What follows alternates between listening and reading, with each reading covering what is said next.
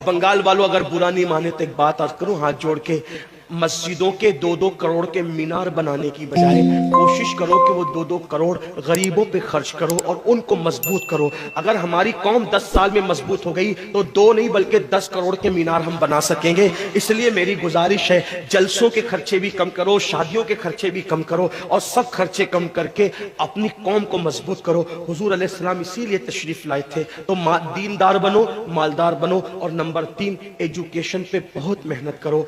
कोई भी जाहिल न रहे, कोई भी अनपढ़ न रहे। खूब खूब पढ़ाओ अपने बच्चों को। 10वीं 12वीं तक कभी मत रुकना, बल्कि अपने बच्चों को आईएएस बनाओ, आईपीएस बनाओ, डॉक्टर बनाओ, इंजीनियर बनाओ। डॉक्टर भी बीओएमएस वाला मत बनाओ बल्कि एमडी और आला से आला डिग्री दिलाओ। अब आप कहेंगे मौलाना पैसे नहीं है। मैं आपसे कहता हूं, हर साल ईद पे नया कपड़ा ना बनाना पड़े ना बनाओ, धुले हुए कपड़ों पे ईद कर लो, लेकिन अपने बच्चों की तालीम पे खर्चा करो। इसी तरीके से किसी और जगह पर पैसे लगाने की बजाय 10 साल अगर इन 3 निकात पर आपने मेहनत कर दी, दीनदार बनो, मालदार बनो और एजुकेशन को आम करो, हर बंदे को पढ़ा लिखा बनाओ। आप कहेंगे मौलाना नौकरी नहीं मिलती। मैं कहता हूं, हम नौकरी के लिए नहीं पढ़ते, हम अच्छा इंसान बनने के लिए पढ़ते हैं। इसलिए कि पढ़े लिखे की तिजारत में अनपढ़ की तिजारत में फर्क है, पढ़े लिखे की गुफ्तगू में अनपढ़ की गुफ्तगू में फर्क है, पढ़े लिखे के उठने बैठने में अनपढ़ के उठने बैठने में फर्क है। देखो, आप ये नहीं कहता हूं कि आप सब अनपढ़ हो, लेकिन एक बात आपसे कहता हूं, महफिल में पढ़े लिखों का अंदाज और होता है,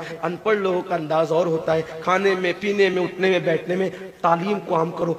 दुनिया भी पढ़ाओ, आखिरत भी पढ़ाओ। अपने बच्चों को इतना इल्म दो कि वो मुसलमान रहे, सच्चे मुसलमान रहे, और अपनी बच्चियों को भी इतना इल्म दो, सच्ची पक्की मुसलमान रहे। और स्कूल, कॉलेज, यूनिवर्सिटी में आला से आला तालीम दिलाओ। और याद रखना, गुर्बत का बहाना मत बनाओ। बिटिया की शादी होती है तो लाखों रुपए कहां से आते हैं। और आपसे कहता हूं, 8 घंटे मेहनत करने की बजाय 16 घंटे मेहनत करो। मेहनत में पीछे मत हटो, अपने बच्चों को पढ़ाओ। सिर्फ 10-12 साल हिंदुस्तान के तमाम मुसलमान मेहनत करके अपने बच्चों पे मेहनत कर लें, कोशिश कर लें, काविश कर लें, तो देखना नक्शा बदल जाएगा। ये भी आपसे कहता हूं, एक बात कहता हूं, मना नहीं कर रहा हूं, अगर मुझसे गलती हो तो मेरे उलमा इस्लाह करेंगे।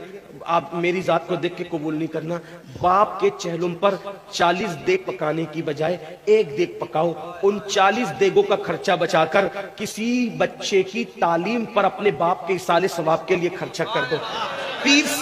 पीर साहब के मजार पर 1 लाख की चादर ला के डालने की बजाय 100 रुपए की चादर डाल दो। बाकी के पैसे बचाकर गरीबों की तालीम पे खर्चा कर दो। पीर साहब के इसाले सवाब के लिए वो उस 1 लाख की चादर से जितना खुश होंगे, वो 100 रुपए की चादर से भी उससे ज्यादा खुश होंगे, क्योंकि आपने किसी को उठा दिया, किसी को आपने तरक्की पे ले गए। एक बात कहता हूँ, मेरा पीर जन्नती है तो मेरे पीर को मेरी 1 लाख की चादर से क्या गरज। उसको तो जन्नत में उससे बेहतर लिबास मिल चुका है, उसको तो 1 लाख का उससे बेहतर लिबास मिल चुका है। तो ये बातें तल्ख लगे, माफ करना, लेकिन आपसे एक बात कहता हूं, रसूमात से निकलो, हकीकतों की तरफ आओ। रसूमात से निकलो, सच्चाइयों की तरफ आओ। एक दूसरे को गिराने की कोशिश मत करो, एक दूसरे को उठाने की कोशिश करो। आपस के झगड़े खत्म करो। तेरा सिलसिला बड़ा, मेरा सिलसिला बड़ा, तेरी बिरादरी बड़ी, मेरी बिरादरी बड़ी, तेरा पीर बड़ा, मेरा पीर बड़ा।